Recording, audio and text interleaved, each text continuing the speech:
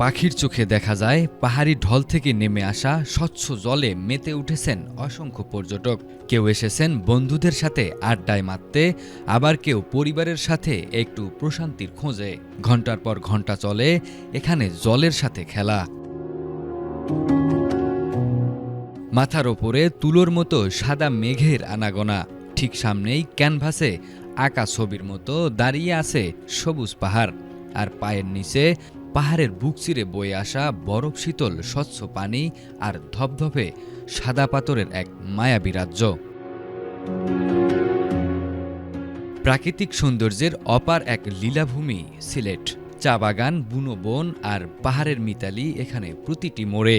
তবে সবুজের এই হাতছানির মাঝে এক ভিন্ন স্বাদের সৌন্দর্যের নাম কোম্পানিগঞ্জের ভোলাগঞ্জ সাদা পাথর। জল, পাথর আর বুনো সৌন্দর্যের টানে এখানে প্রতিদিন ছুটে আসেন শত শত ভ্রমণপ্রেমী।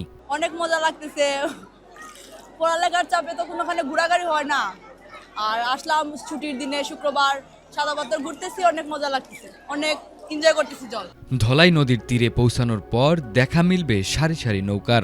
সাদা পাথরের মূল স্পটে যেতে নৌকা ভাড়া পড়বে ৯০০ টাকা, যেখানে ৮ থেকে ১০ জন অনায়াসে যাওয়া যায়। নৌকা থেকে নামার পর তপ্ত রোদে পোড়া বালুপথ, কিন্তু সেই কষ্টটুকু নিমিষেই মিলিয়ে যায় যখন সামনে ভেসে ওঠে পাথুরে এক মায়াবী জগৎ। পাথর বিছানো বিছানার উপর দিয়ে ধেয়ে যাচ্ছে ঝর্ণার স্বচ্ছ পানি। শীতল এই জলধারায় পা রাখলেই শরীরের সব ক্লান্তি যেন নিমিষেই উধাও হয়ে যায়।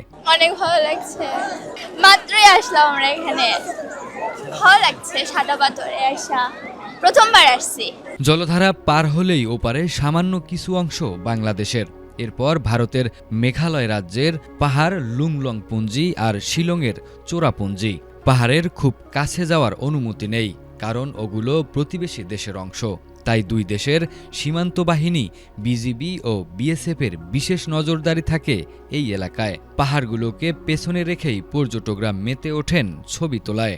অনেকদিন পরে এখানে আসা হয়েছে আমাদের, আমরা ফ্রেন্ড বন্ধু সবাই মিলে এখানে এসেছি। সাদা পাথর লুট হওয়ার পরে অনেক কষ্ট পেয়েছিলাম, তখন আমি দেশের বাইরে ছিলাম। দেশে আসার পরে যখন দেখলাম সরকার উদ্যোগ নিয়েছে ভালোভাবে এবং আগের অবস্থায় আবার সাদা পাথর ফিরে এসেছে, এবং এখন আগের মতোই লাগছে সাদা পাথর। সব কিছু মিলিয়ে খুব ভালোই লাগছে। ওপর থেকে দেখলে মনে হয় ধপধপে সাদা পাথরের বিশাল ক্যানভাসে কেউ যেন হাজারো রং ছটা ছড়িয়ে দিয়েছে।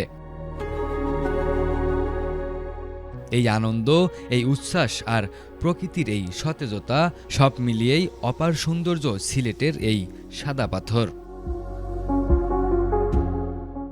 সাইফুল্লাহ আল হেলাল, এটিএন বাংলা।